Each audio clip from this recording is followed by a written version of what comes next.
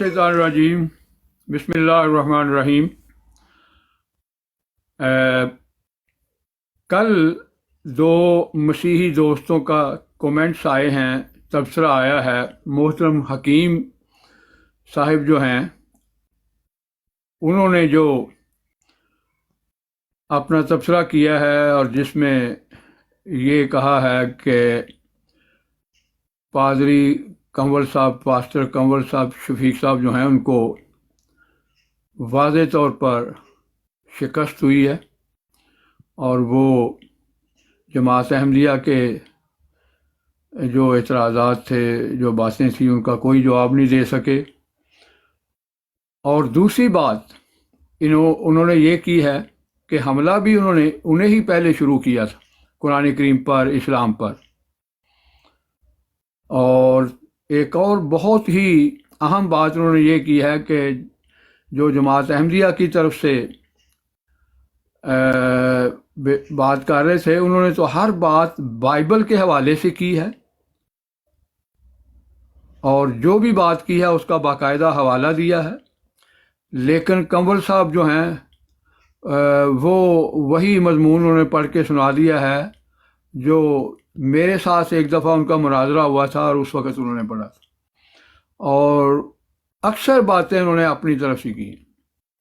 तो बहरहाल ये तो हकीम साहब का बयान था, उस पर उन्होंने तबसरा किया है। ज़्यादातर तो उन्होंने क्रिटिक जो किया है वो हकीम साहब पर ही की है।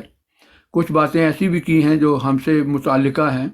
एक बात तो उन्होंने दावा किया है कि जी जमात अहमदिया के जो फ़र्द थे उनको तो कोई जवाब ही नहीं आया, लेकिन उसका पिन पॉइंट नहीं किया कि किस बात का उन्होंने जवाब नहीं दिया। हालांकि हकीकत ये है कि मोहतरम शफीक कंवल साहब ने हमारी बातों का, अक्सर बातों का कोई जवाब ही नहीं दिया। और मैंने अब चेक किया है, जो उन्होंने वीडियो चढ़ाई हुई है उनके जो आए थे दोस्त रिकॉर्डिंग के लिए, उनमें से बाज़ बातें निकाल भी दी गई। मैं कल सारा दिन तलाश करता रहा हूँ, वो मुझे नहीं मिली।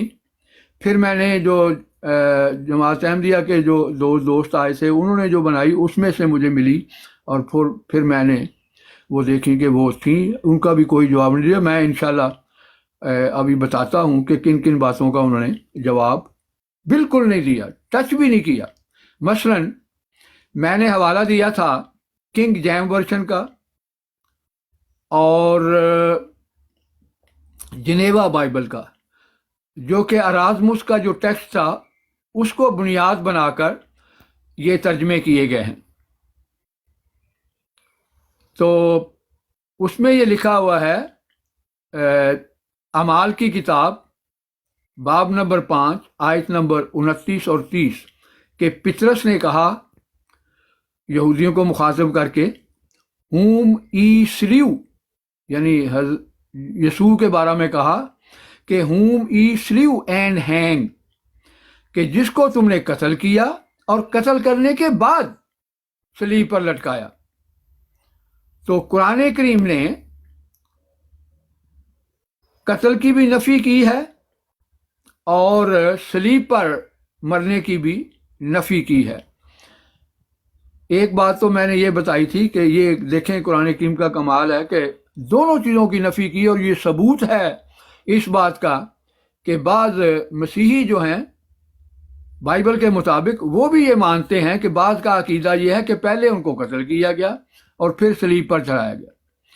पहले तो उन्होंने उसका ये जवाब दिया कि जी मेरे बात कोई नहीं समझ उनको आ रही कि मैंने ये कहा है सलीब का लफ्ज़ वहाँ नहीं है, वहाँ लिखा है लकड़ी पर लटकाया। हालांकि मेरा ये इतराज़ ही नहीं था। मेरा इतराज़ तो ये था कि जब आपने अभी तक आपकी किताबों के मुताबिक, आपके जो जिसको आप खुदा का कलाम समझते हैं उसके मुताबिक, आपने अभी तक ये भी फैसला नहीं कर सके कि उसकी मौत किस तरह हुई थी, तो आप ये कैसे दावा कर सकते हैं कि वो सलीब पर मर गया? कि ज़रिया मौत का भी अभी फैसला नहीं कर सके।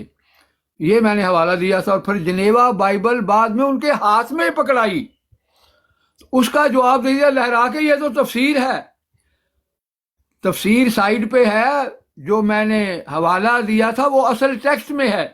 جب تفسیریں لکھی جاتی ہیں تو اس کے ساتھ اصل ٹیکسٹ بھی دیا جاتا ہے، اور وہ اصل ٹیکسٹ میں نے دیا تھا. یہ کتاب تھی جو میں نے ان کو لکھائی تھی، اور اس کو لہرا کے وہ کہہ رہے ہیں جی یہ تو تفسیر ہے. انہوں نے پڑھنا بھی گوارا نہیں کیا. ایک اس بات کا جواب نہیں دیا. دوسرا میں نے ان سے گزارش کی تھی کہ آپ کا یہ دعویٰ ہے کہ یسایہ باب 53 جو ہے اس میں حضرت یعنی مسیح جو ہے اس کے صلیب پر مرنے کی پیش گوئی ہے. تو میں نے ان کو بتایا کہ عبرانی ٹیکسٹ اور جو یونانی ٹیکسٹ ہے جس کے زیادہ تر حوالے نیو ٹیسٹمنٹ میں پائے جاتے ہیں، یعنی حضرت عیسیٰ علیہ السلام سے پہلے جو گریک ترجمہ ہوا ہے اولڈ ٹیسٹمنٹ کا، اس میں اور عبرانی ٹیکسٹ میں ایسا واضح اختلاف ہے کہ بالکل الٹ ہے ایک دوسرے کے. عبرانی ٹیکسٹ میں لکھا ہے کہ اس کی قبر شریروں کے ساتھ ٹھہرائی گئی. وہ امیروں کی قبر میں پڑا، امیر جو لوگ تھے ان کی قبر میں پڑا. اور جو گریک ٹیکسٹ ہے اس میں لکھا ہے کہ اس کی بجائے شریر مریں گے. دا وکٹ کا لفظ ہے، ان گاڈلی کا لفظ ہے وہاں. اور یہی ٹیکسٹ جو ہے، یہ جو کیتھولک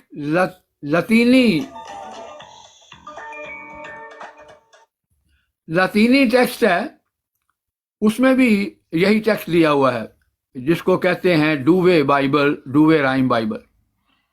تو اس میں بھی یہی ٹیکسٹ ہے. اس کا بھی انہوں نے بالکل کوئی جواب نہیں دیا. یہ کہا کہ مجھے اس کی سمجھ ہی نہیں آئی. اور بھائی آپ سیمیناریوں میں کیا پڑھتے رہے ہیں؟ اگر آپ کو سمجھ ہی نہیں آئی تو نہیں سمجھ آئی تو مجھ سے پوچھ لیتے، دوبارہ پوچھ لیتے، سے بارہ پوچھ لیتے. در حقیقت آپ کے پاس اس کا جواب ہی کوئی نہیں تھا، کیونکہ ایک بات آپ کو یہ تسلیم کرنی پڑے گی کہ بائبل جو ہے وہ اس میں تحریف ہو چکی ہے. کہیں کچھ لکھا ہے، کہیں کچھ لکھا ہے، اور بالکل اپوزٹ. اور دوسرا آپ نے جواب بالکل نہیں دیا، اس کا مطلب ہے آپ کے پاس کوئی جواب تھا ہی نہیں. محترم میں تو پن پوائنٹ کر رہا ہوں کہ ان باتوں کا جواب نہیں دیا گیا. پھر میں نے ان کو یہ کتاب دکھائی تھی، یہ ہے دا ارلیسٹ گاسپل. اس کا حوالہ دیا تھا کہ اس میں یہ لکھا ہوا ہے کہ یسوع کی صلیبی موت کا سرے سے اس میں ذکر ہی نہیں ہے. جو کیوں ہے یعنی وہ ڈاکومنٹ جس کو بنیاد بنا کر جو سینوپٹک گاسپل ہیں، متوافقہ اناجیل جس کو اردو میں کہا جاتا ہے، وہ کہتے ہیں کہ یہ ڈاکومنٹ ان کے سامنے تھا جہاں سے انہوں نے یہ ساری اناجیل لکھی ہیں. تو محقق یہ کہتے ہیں کہ اس میں تو صلیب پر مرنے کا ذکر ہی سرے سے نہیں ہے. اس پہ یہاں ساتھ یہ بھی عرض کر دوں کہ حکیم صاحب نے یہ تبصرہ کیا ہے، جی مرزا صاحب نے تو تسلیم کیا ہے کہ وہ صلیب پر چڑھائے گئے تھے. ان کو بھی کوئی سمجھ نہیں آئی. وجہ یہ ہے کہ ان بیچاروں کو علم ہی نہیں ہے ان کتابوں کا. یہاں یہ نہیں کہا کہ ان کو صلیب پر چڑھانے کا ذکر نہیں ہے. یہاں یہ لکھا ہوا ہے کہ وہاں اس ڈاکومنٹ میں صلیب پر مرنے کا ذکر نہیں ہے. اور یہی جماعت احمدیہ کا عقیدہ ہے. پھر میں نے ان کو بتایا تھا، وہ کہتے ہیں جی انہوں نے جماعت احمدیہ کا یہ جو جن نے تبصرہ کیا ہے حکیم صاحب کی باتوں پر، انہوں نے کہ انہوں نے اپنا موقف تو بیان ہی نہیں کیا. محترم بار بار بیان کیا ہے. اگر آپ کو سمجھ نہ آئے تو اس میں میرا کیا قصور ہے؟ دوبارہ سنیں. میں نے زبور 118 کا حوالہ دیا ہے اور یہ بتایا ہے، اور ساتھ میں نے کہا ہے کہ یہ ایگزیکٹلی جماعت احمدیہ کا موقف ہے. میں ابھی پھر پڑھ کے سنا دیتا ہوں اس کو. باقاعدہ میں یہ بات کہی ہے کہ یہ جو بات زبور 118 میں لکھی ہے، یہ ایگزیکٹ جماعت احمدیہ کا ہی موقف ہے، اور وہ یہ ہے، لکھا ہے آیت نمبر 17، میں مروں گا نہیں بلکہ جیتا رہوں گا اور خداوند کے کاموں کا بیان کروں گا۔ خداوند نے مجھے سخت تنبیہ تو کی لیکن موت کے حوالہ نہیں کیا، یہ میں نے حوالہ پڑھا تھا، اور یہاں میں نے باقاعدہ کہا ہے کہ یہ جماعت احمدیہ کا ہی موقف ہے۔ پھر 22 زبور 22 کا جب حوالہ دیا تو اس پر بھی میں نے کہا کہ ہم یہ نہیں کہتے کہ ان کو صلیب پر نہیں چڑھایا گیا، ہم یہ نہیں کہتے کہ ان کو کیل نہیں ٹھونکے گئے، ہم تو یہ کہتے ہیں کہ اللہ تعالیٰ نے باوجود ان سب باتوں کے ان کو بچایا۔ اور یہاں بھی میں نے کہا کہ یہی جماعت احمدیہ کا موقف ہے۔ پھر کہتے ہیں انہوں نے جو اپنا موقف ہی نہیں پیش کیا، اور بھائی اور کیسے موقف پیش کیا جاتا ہے؟ یہ ہے، میں نے کہا تھا زبور 22 آیت نمبر 21 میں لکھا ہے، بلکہ تو نے سانڈوں کے سینگوں سے مجھے چھڑایا۔ تو یہی جماعت احمدیہ کا موقف ہے کہ ان کو صلیب تو دیا گیا، صلیب پر چڑھایا گیا، لیکن وہ صلیب پر فوت نہیں ہوئے۔ پھر میں نے قرآن کریم کا حوالہ دیا، جب انہوں نے توفی کہ میں نے کی، ان بیچاروں کو قرآن آیت بھی پڑھنی نہیں آ رہی تھی، انی متوفی کا و رفیع کا پڑھ رہے تھے کچھ عجیب ہی طریقے سے، اللہ تعالیٰ رحم کرے ان پر۔ تو وہاں بھی میں نے ان کو بتایا کہ یہاں یہ مراد ہے کہ ان کی وفات طبعی طور پر ہوئی ہے۔ آپ کا یہ عقیدہ ہے کہ انہوں نے صلیب پر جان دی۔ صلیب پر جان دینے کے لیے لفظ جو ہے توفی استعمال نہیں ہوتا، توفی استعمال ہوتا ہے نیچرل ڈیتھ کے لیے۔ تو وہاں بھی میں نے واضح طور پر کہا کہ یہی جماعت احمدیہ کا موقف ہے کہ وہ صلیب پر نہیں فوت ہوئے، بلکہ ان کی وفات جو ہے وہ طبعی وفات ہوگی۔ یہ بھی میں نے کہا، یہ اپنی طرف سے بنا رہے ہیں کہ جماعت احمدیہ کا موقف بیان نہیں ہوا۔ باقی رہا ان کی قبر کا معاملہ کہ کشمیر میں وہ موضوع نہیں تھا۔ وجہ یہ ہے کہ میں موضوع سے ہٹنا نہیں چاہتا تھا۔ پہلے یہ شرط عائد کی تھی کہ جو بھی بات کرنی ہے وہ الہامی کتابوں کے حوالے سے کرنی ہے۔ میں نے اگر کوئی تفسیر بھی کی ہے، کوئی میں نے بھی کی ہے اپنی طرف سے، تو بتائیں مجھے کہاں کی ہے، میں نے اس کا بھی حوالہ دیا ہے۔ مثلاً میں نے ان کو کہا کہ مریم مگدلینی جب ان کو ڈھونڈ رہی تھی تو انہوں نے اس کو کہا کہ مجھے مت چمٹی رہے، اور کیونکہ میں ابھی خدا کے پاس، باپ کے پاس اوپر نہیں گیا، تو میں نے ان کو بائبل کا حوالہ دے کے بتایا کہ وائز کی کتاب میں یہ لکھا ہے کہ جب انسان مرتا ہے تو اس کی روح خدا کے پاس جاتی ہے اور جسم اس کا زمین میں چلا جاتا ہے۔ تو میں نے کہا یہی وہ بتا رہے ہیں کہ میری روح ابھی خدا کے پاس نہیں گئی۔ تو میں نے اگر کوئی میں نے کیے ہیں، وہ بھی اپنی طرف سے نہیں کیے۔ ان کو میں نے پوچھا کہ آپ کا یہ موقف ہے کہ گناہ کی سزا جو ہے وہ موت ہے، لیکن حنوک جو ہے وہ عبرانیوں کی کتاب کے خط کے مطابق وہاں تو لکھا ہے کہ وہ اس کو آسمان پر اس کو اٹھا لیا گیا، آسمان کا لفظ تو نہیں ہے وہاں، تاکہ وہ موت کو نہ دیکھے۔ تو اس کا جواب انہوں نے پتہ کیا دیا؟ جو اس کا مطلب ہے ایڑیاں رگڑ رگڑ کر نہیں مرے گا وہ۔ او بھائی کون سا حوالہ ہے بائبل کا؟ کہاں لکھا ہوا کہ اس کا مطلب یہ ہے؟ اپنی طرف سے ہی باتیں کرتے رہے ہیں۔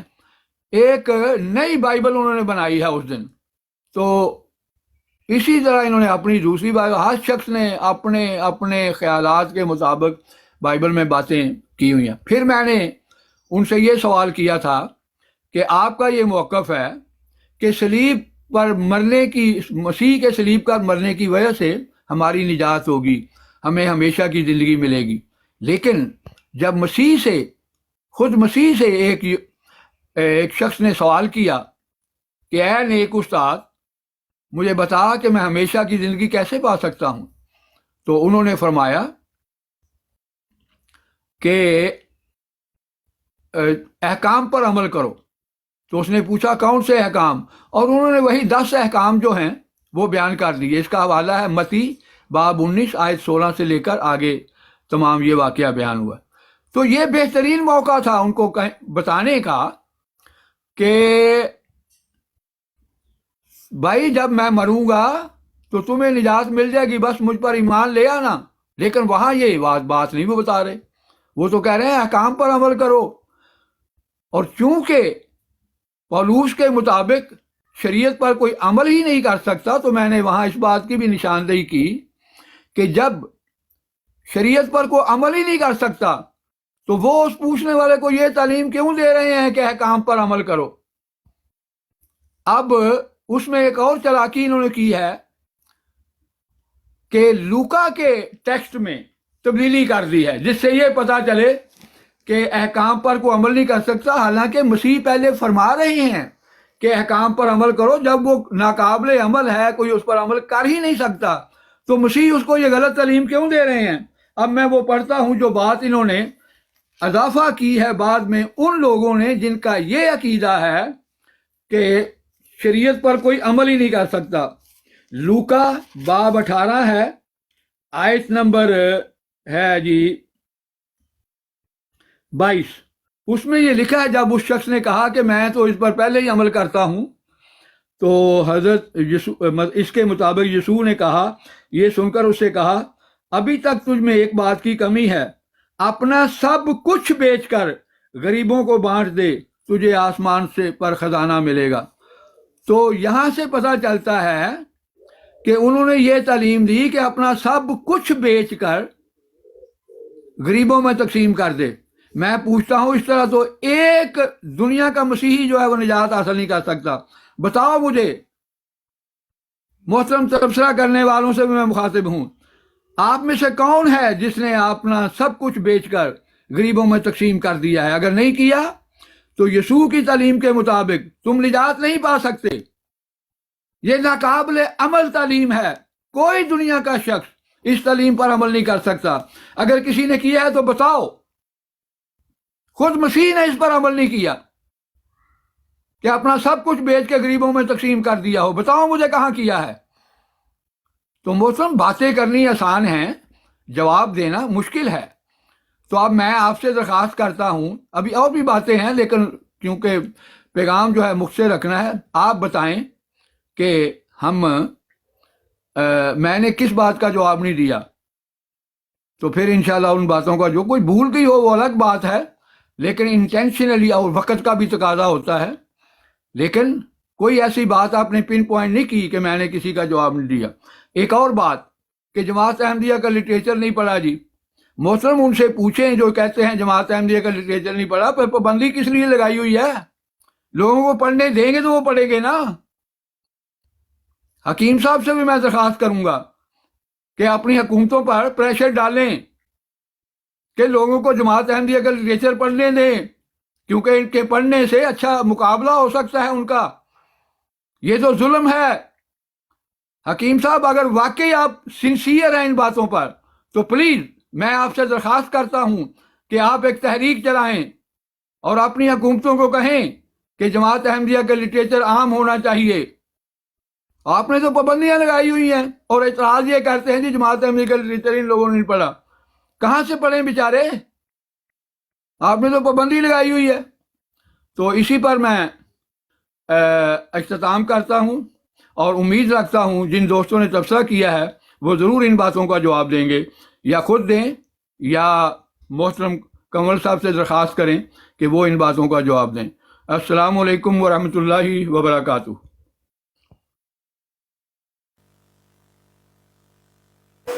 جی ٹھیک ہے، صحیح آواز آ رہی میری؟ آ رہی بات؟ آ رہی، صحیح ہے، ٹھیک ہے. اینی میں کر لئی ہے ریکارڈنگ تے او میں ਉਹਦੇ ਤੇ ਚਾੜ ਕੇ ਤੇ ਲਿੰਕ ਤੁਹਾਨੂੰ